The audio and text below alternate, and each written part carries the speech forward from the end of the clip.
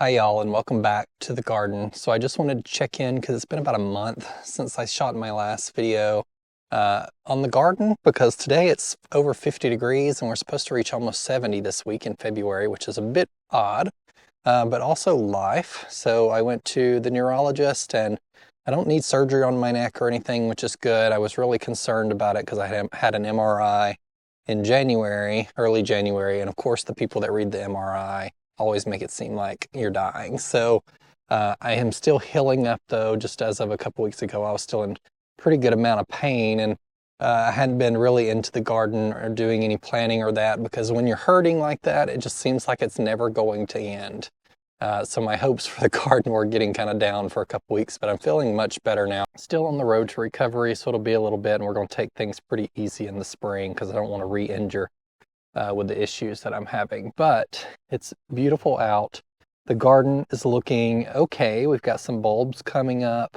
The Nandinas I want to show you that I showed you back in January that had still foliage on them. They did end up defoliating almost completely after we had that really heavy freeze between Christmas and New Year's. We had some strong winds, and actually the wind blew over this boxwood I have in here. I need to come back and put that up today. These I planted in the fall and they hadn't rooted in very well, I guess.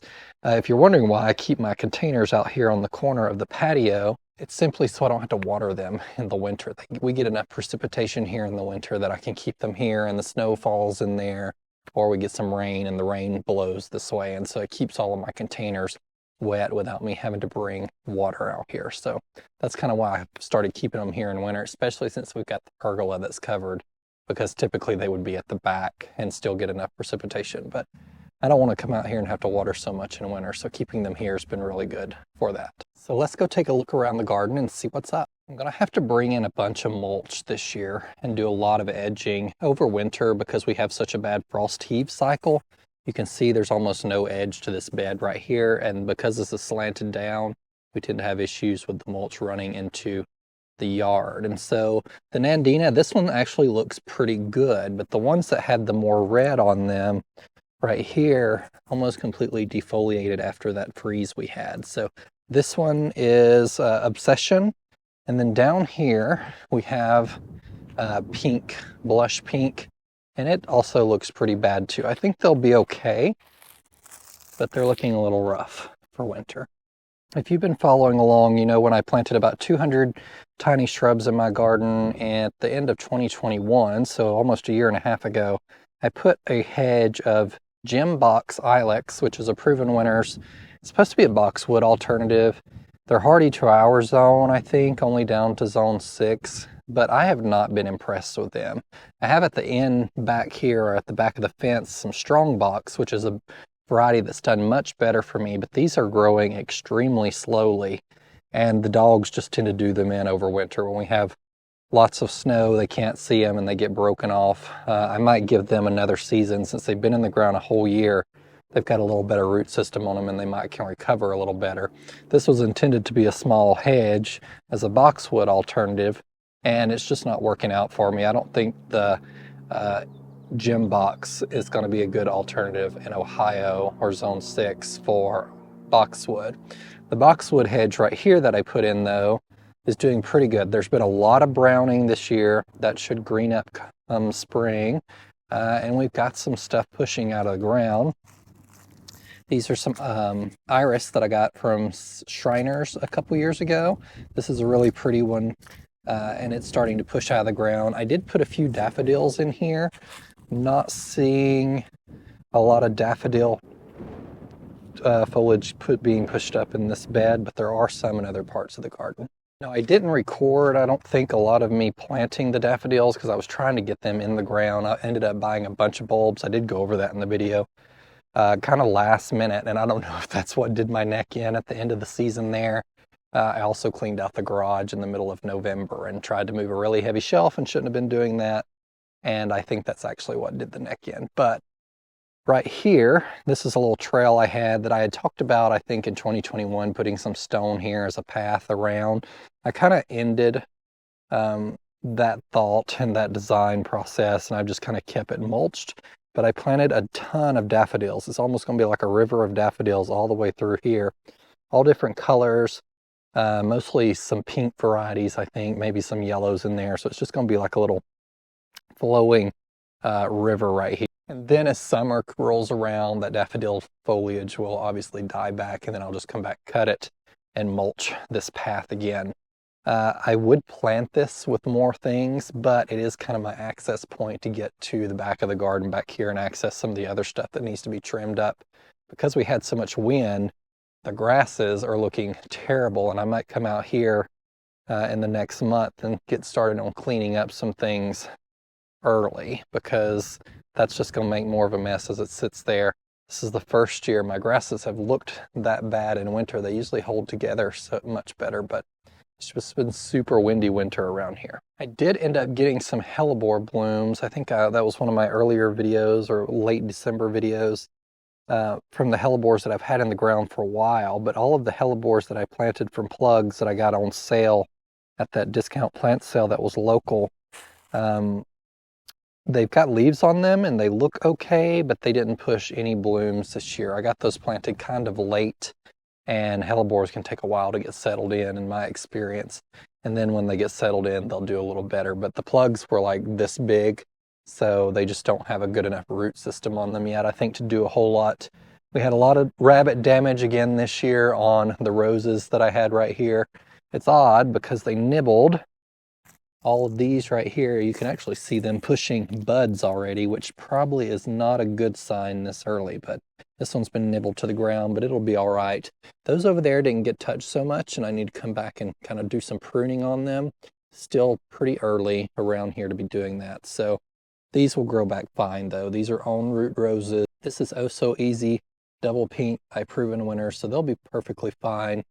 They're on root roses, so they will come back from the ground even if they were eat all the way to the ground, which they seem to be doing all right here so far. I did put Color Blend's Woodland Blend in here, the bulb blend, and they're starting to push up right here. It's the mix of really tiny daffodils and a bunch of other little tiny bulbs. They only get, a few inches tall, so that'll be a nice spot right here for those to come up. And then after they start to die down, these hydrangeas will pick up in early spring and bloom. These are wee white. I am removing a lot of wee white from my garden this year.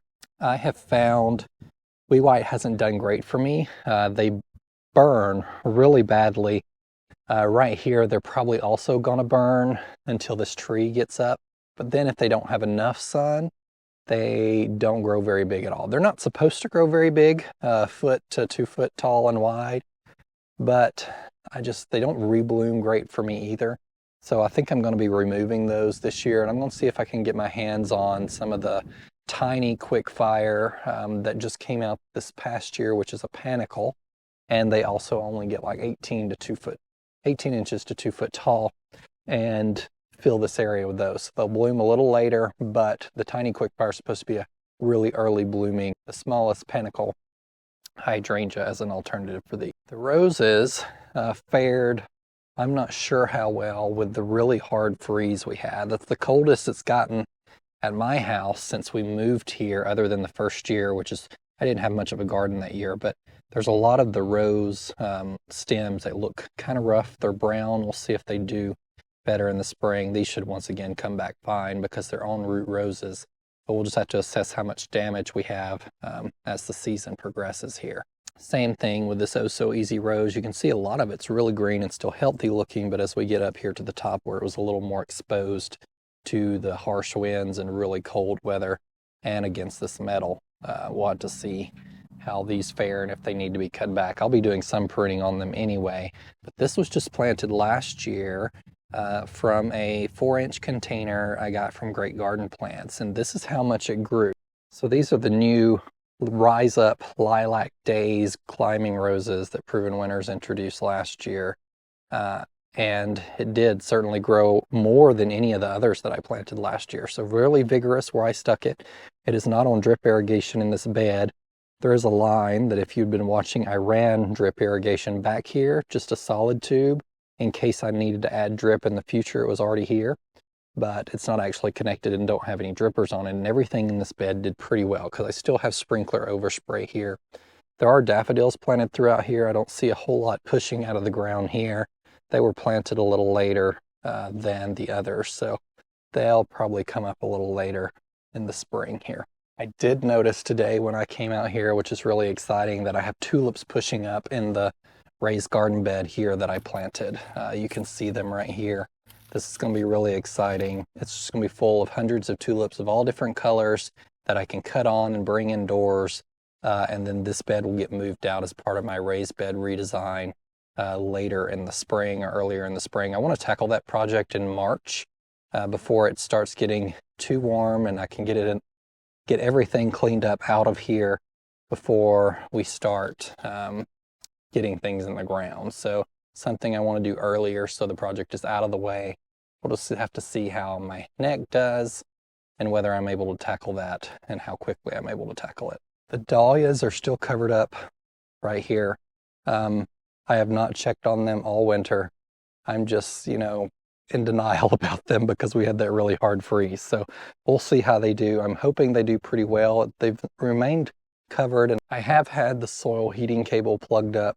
I loved how well the dahlias did last year, but it is a little more work that I want to take care of in the winter of digging them all up and storing them. Or if I get back into them, I'll just get, a handful instead of like 20 plus something that I had. What I'm really in love with this spring or this late winter are all the little snowdrops that I randomly planted around.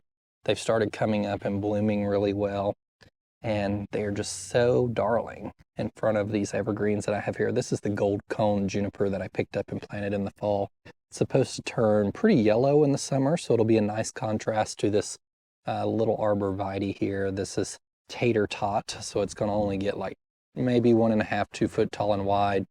Be a perfect little spear here next to this upright gold cone, which only gets about 2 foot wide.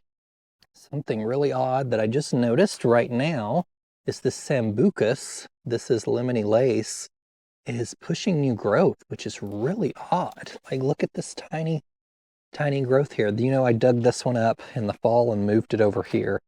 It is way too early to be doing that, so that's really odd. This is a south-facing wall, so it's probably staying warmer over here with the sun beating down during the day, and it's creating a little microclimate, but it's still way too early to be dealing with any of that. So we'll have to see how that returns in the spring. That might get nipped and cause a little dieback. I've never seen it bloom out that early.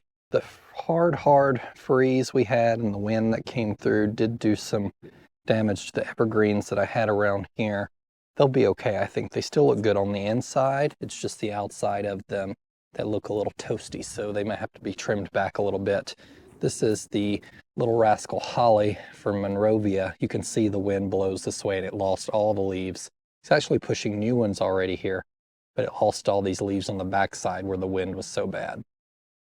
I came through and removed the daylilies that were in the front of these hydrangeas here, and I'm hoping the perennials that I replaced with them are doing okay. I know some of them are going to because they still look pretty good, like these ferns, this Virginia here, pig squeak. But some of these others died completely back, but there's still a little life on some of them, and they're pushing some new growth. So I'm hoping they did okay. If not, I might have to replace some of that later this spring. Had a lot of debris blow in the garden from random places I need to come out here and clean up because of all the wind we've had. But this is an area that needs mulch, just not been mulched in maybe a couple years, and I did a lot of things back here, so there's a lot going on. If we continue to have nice days around here, it's something I can probably get out here a little earlier and start some of my cleanup, like cutting back these hydrangeas for spring and get as much done as I can earlier, so I don't have a bunch of projects waiting around once it starts getting really warm, when I really need to start tackling things before it gets too hot. We'll end this video a little bit by showing you the hellebores that are coming up that have been in the ground a couple years. They're doing really well. I think I had 5 of these total, and these came from Trader Joe's. They usually have hellebores around March, February, March in our location, and they're like $10 a piece, which is a really good deal for hellebores. I bought these a couple years ago, and it looks like I have maybe 3 to 4 clumps left. This area stays pretty wet. It drains, our yard kind of drains down, and it can puddle right here if we get a lot of rain. So I've lost some of them, but the lungwort is also starting to come back. And you can even see blooms already opening on it here. These start out pink and they change to a little purple. Really beautiful things, but I need to come through and clean up this old foliage. You can see all this brand new growth starting right here. Well, this is the first time I've sat on my garden bench in months, and it feels so good. I bought this bench from Facebook Marketplace about 3 years ago. I think I found it in 2020 when I was kind of arranging this space for $100. This is a very expensive bench. I think it's a Marcelli or some Italian brand that is easily like $1,200 to $1,500. This woman was moving, and I don't know why she didn't want to take it with her or leave it to the new owner, but I found it, it was posted, and I went and grabbed it the same day, so no one else did. And it has been the best thing. It is heavy, but I don't know if I would leave it for the next owner of this home either, though, because it's really nice and I love it. Well, I'm going to let y'all go. I hope you have a great week. Thank you for jumping in and joining me. I don't know how much more content I'll be creating until it gets a little warmer. We'll just have to see how I feel. I'm recovering pretty good right now, like I said, but I don't want to overdo it too early and set myself back because there's still a lot of stuff I want to accomplish in the garden this year. Thank you guys for following along, and remember, in a world full of hate, be a light. Take care, everyone. Bye.